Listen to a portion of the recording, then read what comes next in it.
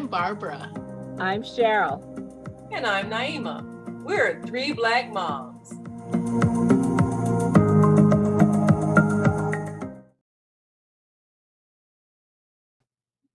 Train up a child in the way he should go, and when he is old, he will not depart from it. Now, there is a lot of controversial thoughts about the interpretation of this verse. Does it mean that if you train a child a certain way, he will grow up and always be the way you train him to be? Or if you just leave them to themselves, will they stay kind of crazy and undisciplined? Well, I would like to say because of the onslaught in the parenting world about corporal punishment, about discipline that exceeds certain limits, we have forgotten what training is about.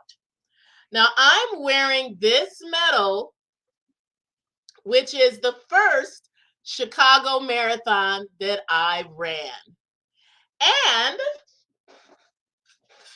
I have a number of medals that I have secured running Chicago marathons, half marathons, 5Ks.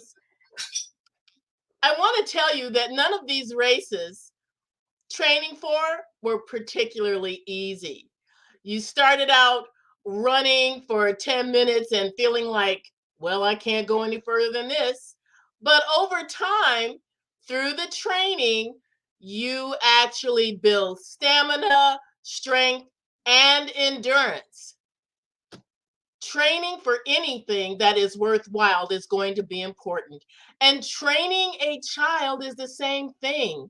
It is not about being mean or trying to exert your stature over a child, because you want the child to be trained a certain way, just like everything else. You have to do the work, you have to be persevering, and you have to be willing to do the hard thing. For instance, if you're sitting on the couch watching your favorite program, it is so much easier to say to a bunch of kids upstairs getting into trouble, "Don't make me come up there," instead of actually going up there and intervening on whatever altercation is happening. Now, I would like to say a lot of times parenting can be really difficult. And part of the difficulty is because we're afraid of what other people might think of us. I'm remembering a time when one of my children, I won't say which one, but this particular child was walking down the street with me on Michigan Avenue. We had just left the Art Institute, and this child decided they didn't want to go any further. I said, "Come on, let's go, Lavinia." And she said no and threw herself on the ground and pitched a major fit. Well, I'm sure it only lasted 30 minutes, but it felt like 31.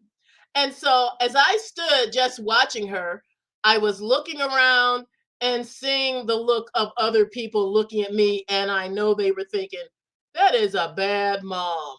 And finally, seriously, it really wasn't that long, but it seemed like forever. Finally, she got tired and stood up and took my hand, and we went to catch the bus, which was now getting close to the stop we had to get to. And so, sisters, in exploring our ideals on child discipline, child raising, and child protective training in a way that is going to grow our child into a decent, honorable citizen and human being, what are some tips on how you would take care of your kids? Because frankly, I have seen a lot of parents that are so intimidated by their children that they are actually afraid of them. They are afraid to tell them no because they might throw a fit. They are afraid to hurry them up if they're trying to get somewhere because they're afraid that the kid is going to run in the other direction and then they can't catch them, or all kinds of ways. I've seen people put up with a lot of nonsense because they're actually afraid of their children. they are afraid of the conflict that their children are going to bring them.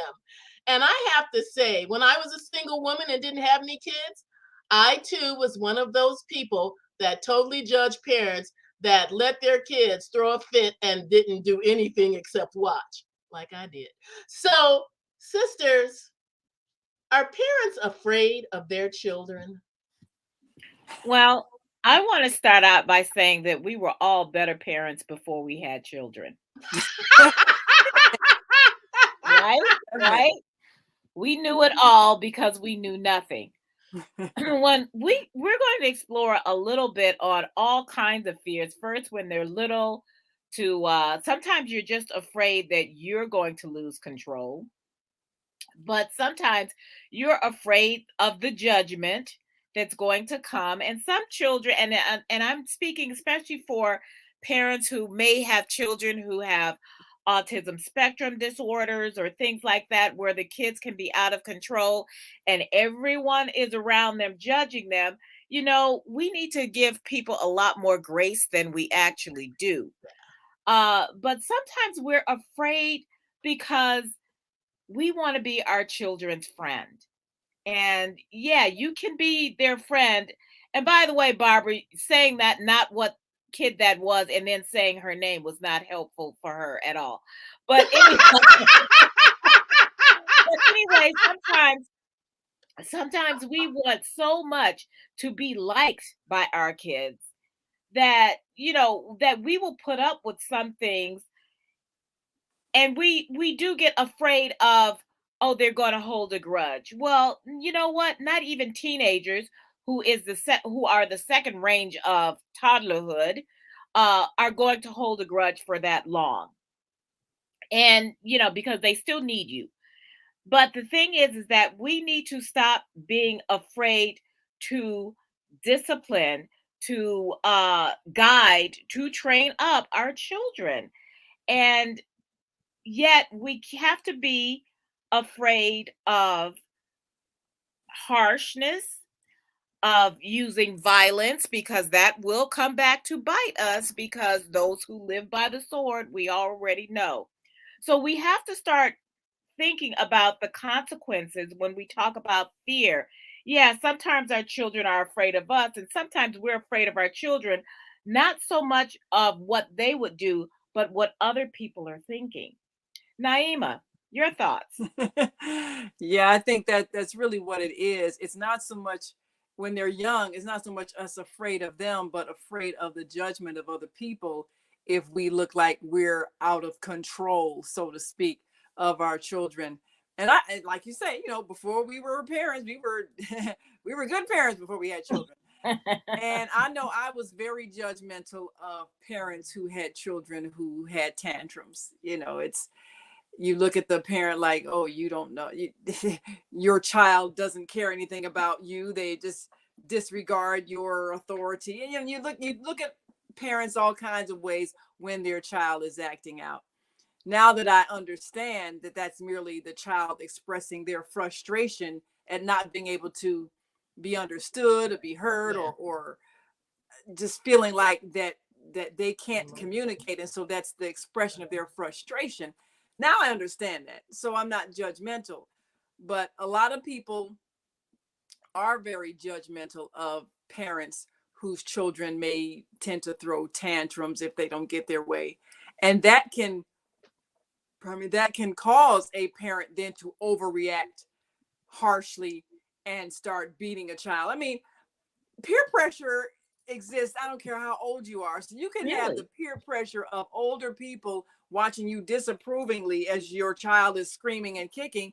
And then because of them, you then snatch up your child and start hitting them because you want these older parents to feel approval. I mean, I've seen that happen on a bus one time. Some little boy, he was just whining because he wanted to look out the window. Yeah. And the mother kept telling him to sit down, and he kept wanting to look out the window.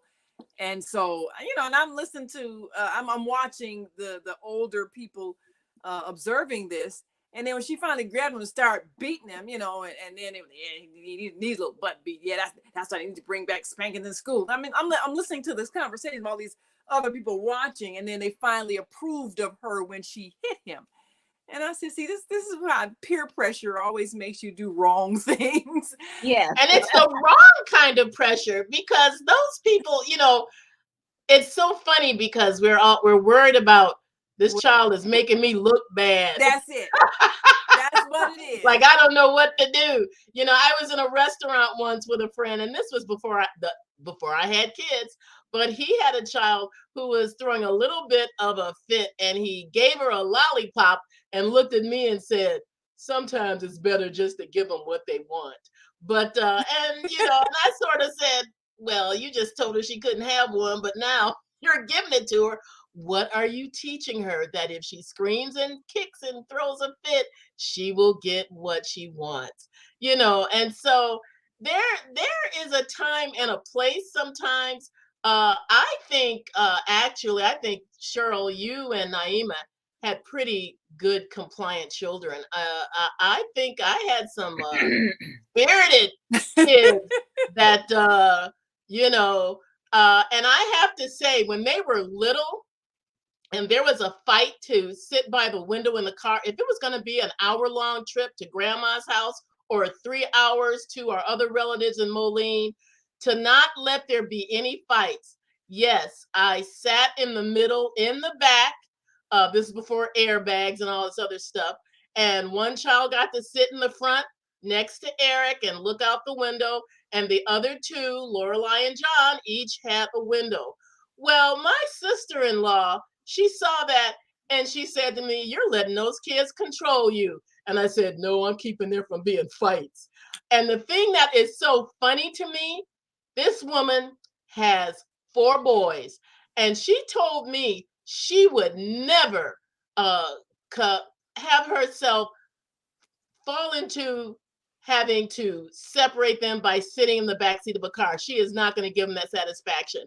And then years later, when these 4 boys were a little bit more active, and I saw her when she was coming to visit us, and she's sitting in the back seat to separate those boys, I totally laughed. I totally told her she said that. She totally did not remember that she had. Sure she didn't. Yeah, Sure right. she didn't. Selective Like I amnesia. said, we all are much better parents before we have children. And and Sarah had her days where she would be, her feelings would get too big for her to handle. And yeah, one time she screamed in my face and I did smack her. And then I felt terrible, but it was like such a reaction. I couldn't believe it. I apologized. Of course, she ran home and told her dad. But it was just too much. But it was like, but we all have grown up with this, they need the little butts beat.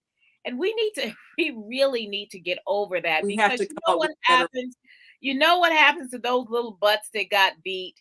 They get older, and then all of a sudden you are facing off with a teenager who is going to square up. And they're going to give you back what you did to them. Because you are not hitting them anymore, and they're not going to take it. And then all of a sudden, you are afraid. Something else. Yeah, they're not taking it anymore. Yeah, they are not taking it anymore. And when I was at the Daily Item, we did a series. It was actually an award-winning series on elder abuse. Mm-hmm. This doesn't come out of nowhere. That is true. This comes from a lifetime of harsh punishment.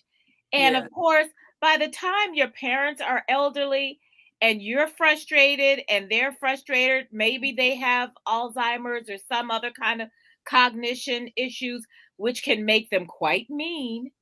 And all of a sudden the tables have turned.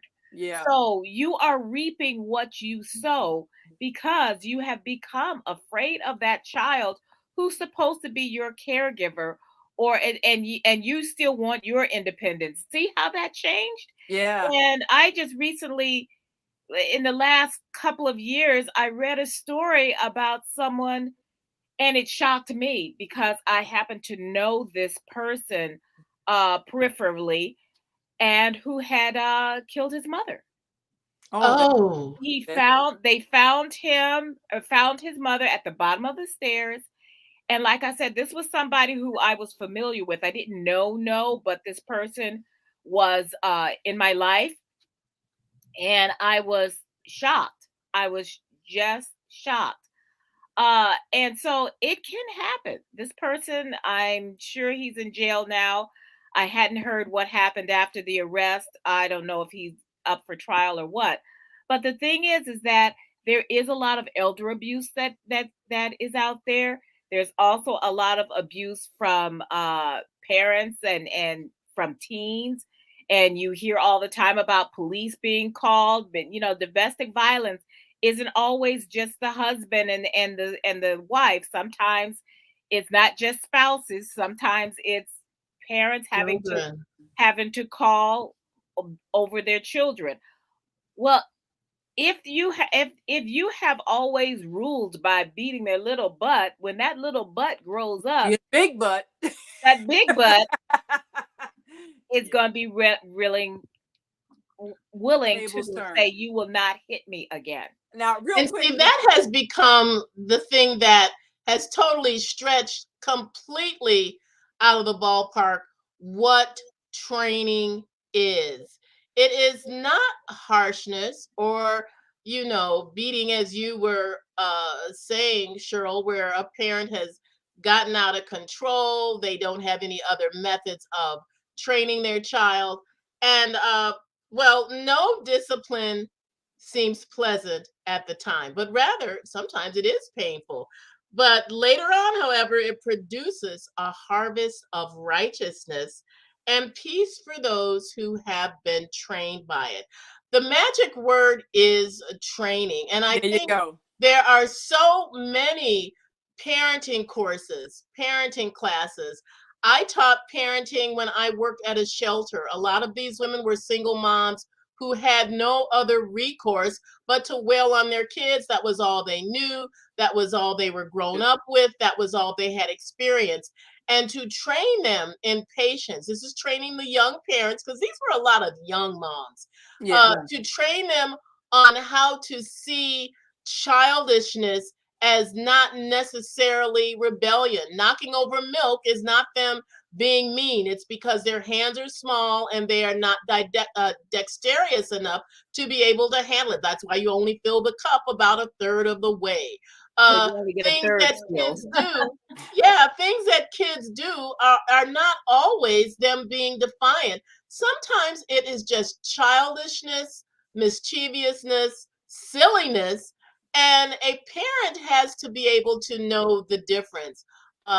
Sometimes the parents are kids themselves. They're so young that they don't really know how to handle training a child in the way they should go, training them how to respond to certain kinds of things that happen, training them how not to do the wrong thing, training them how to do the right thing, training them, not wailing on them to a place where you're never going to do this again. No, because we're not like that. We do the wrong thing over and over ourselves. Well, you know what? Also, and you speak about people being young. You can be old, but yet immature. And a lot of times you have immaturity where a parent is feeling like, oh, you're not going to defy me. Like their ego is in it. This is a child. And children have a right to express anger because you have these emotions. So to punish them for having anger, that's not training them. What we have to do is teach them how to manage their anger so that their behavior is not right. And you can't train somebody how not to be destructive by being destructive yourself. So that means the parent has to have the maturity, like you said, Barbara, to see a child's behavior as just a child's behavior. It's childish behavior. It's on the level of their maturity, their emotional maturity. We can't turn around and be emotionally immature and teach them anything, because like you said, Cheryl, the tables turn and then you're going to get what you gave. So when they're 80 years old, they wet their pants because their bladder is weak, just like when they were 2 and they wet their pants. Well, did you beat them because you got frustrated having to change them? Well, look what's going to happen. Elder abuse. When they get to be that age and they do that same thing, when they have Alzheimer's, and it can be very challenging when someone is in the stage of dementia. And if you have not been patient as a parent, when your child was going through stages of mental development, and then should you, God forbid, but should you get to the stage where you have dementia and your child has to deal with you wetting your pants, not saying when you have to go to the bathroom, forgetting things, losing things, and they get frustrated and forget that you can't help it. And next thing you know, they're shaking you, they're screaming at you. Well, could be that's what you did to them. So Well, because that's what they have learned when they are frustrated. that's And what you do when you're frustrated. You scream, you and hit. yeah, and that's the issue is that we need to understand how to deal with frustration. Yes. Right. Tantrums are a normal part of development. And dementia is the flip side. I mean, that's not normal, but it is very common. And the thing is that you still can't, you can't fathom that this person is doing this on purpose. Yeah. They're not. Just like a They're not child being on isn't purpose. wetting the bed on purpose. And Right. so we have to put aside behaviors that we tend to think of and subscribe as spiteful. It's Right, like, right. Children are it's spiteful. not They it's just not spite. It's frustrated and not not. spiteful. And That's And it. I'm gonna throw this book up again. I know I keep showing it, but this book covers so many Making children different monsters. methods of dealing with children without you going into the crazy house yourself. Some of these things I thought, man, I wish I'd known some of this stuff when I was a Yeah. young parent, because the first child's always the experimental child.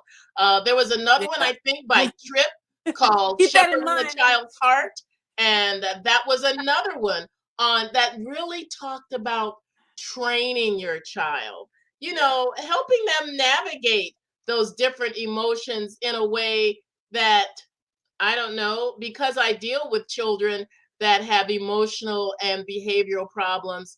We have learned that when they get upset and start throwing chairs and flipping desks, it's because something has upset them. And yes, their behavior is a little over the top and out of the ordinary, but we have learned different ways on how to master teaching them how to take a breath, go in the chill room, jump on the giant bean bag and beat it if you have to, things like that. And these are for kids that have behavioral problems.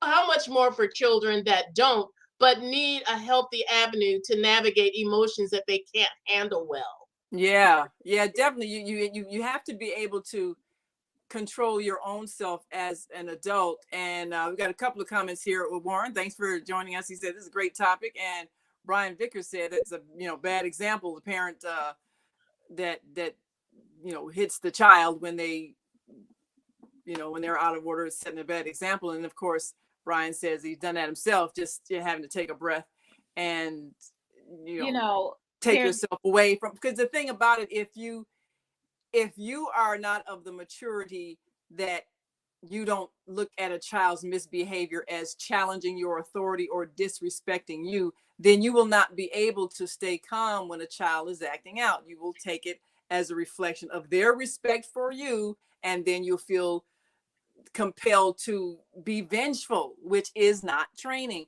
And that's what a lot of people are resorting to, because again, that's what they know, that's what they experience. Real quick, did any of you all see the movie Fences with Denzel Washington and Viola Davis? Yes. On the plane recently. Yeah. Really cried. But that moment when his son said, "I'm not scared of you anymore," because that happens. And that was bullying. His dad was bullying his father. And there is also the thing of you being afraid when you're also afraid of your grown children, not even just for violence, but for abandonment. You're afraid, because at some point there's so many families who have become estranged from their children because their child has had to disengage because of the toxicity in that relationship. Right. So now you're afraid, you can't even ask your child for help because you've poisoned that nest for so long. that you Yeah. can't, and that's a different fear, that fear of abandonment, that fear of I'm going to die alone, or I don't have anybody to even take me to the doctors, or I have help here, or I've fallen and I can't get up and I can't call anyone. Right. And so there's all these kinds of fears. I want to quickly mention someone. I had mentioned him last week when we talked about your children being afraid of you. And I follow this young man on Instagram, and his name is Jamyle Cannon. And this, I'm going to spell it JAMYLECANNON. And he's a young Demai. father. He's got 2 kids now, and one is a toddler, and the other is a newborn or an infant. And he talks about his struggles about parenting. And I encourage you actually to follow him on Instagram and see how he engages in the things that he does. He's a very bright young man, a black father, and I had happened upon his Instagram, and I thought, he is really talking about when he has struggled with the tantrums, with the problems, and what he has done, and the things that have worked for him, the consequences that he's shown. So it's that gentle parenting that we have. Yeah. So we don't have to be afraid of our children later. We don't have to be afraid of abandonment. We don't have to be fearful of their emotions or of ours. Right. So I just want to put his name out there because he's somebody else that I follow, and I just found him very engaging, and he's learning as he goes, like the rest of us, because Yeah. it really And is. No matter how many books other people write, your child is going to be specific it's to gonna you. be Right. Yeah. To you. Yeah. And there's another one too that I follow, Raising Proud Black Children. You can find them on Facebook. They discuss all kinds of issues, but particularly on their parenting spectrum, they talk about the Black experience and how to navigate away from that volatile way of dealing with our children. Yes. Yeah. We have to unlearn that because so many of us, that's all we knew. And Brian says the school system frustrates kids, so where they can learn, they can turn a child into learning disabled or a behavior disorder. And then that's true. A lot of times you get labeled just because you're expressing your frustration. That the also we find that a lot of our Black children, especially our boys, are shunted into special education quicker. They are disciplined faster. They are giving a lot of things. So we can't take what is already that systemic racism and then practice it at home. Absolutely. There it is. He said, by the way, a special education is a form of human warehousing. And like you say, a lot of times our male children, that when a teacher gets frustrated at their energy, labels them, and then that label sticks, and that determines their whole school experience. So like you said, and there's another group that I follow, Black and Married with Kids, another group that talks about raising children in the atmosphere that we live in today. That's a good one. Well, you all have gotten some great examples, some references. If you didn't get a chance to write them down, go back and play the video so you can write down these references, because we want everybody to be the best parent they can be so that you don't have to be afraid of your children. Well, make sure you follow us on Facebook. Like us on Facebook, follow us on YouTube, subscribe to our channel, 3 Black Moms. And until next week, I'm Naima. I'm Cheryl. I'm Barbara. We are 3 Black Moms.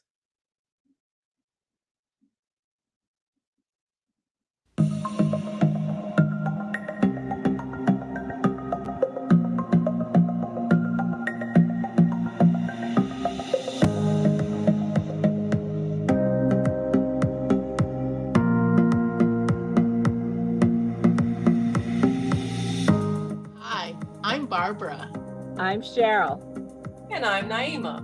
We're 3 Black Moms.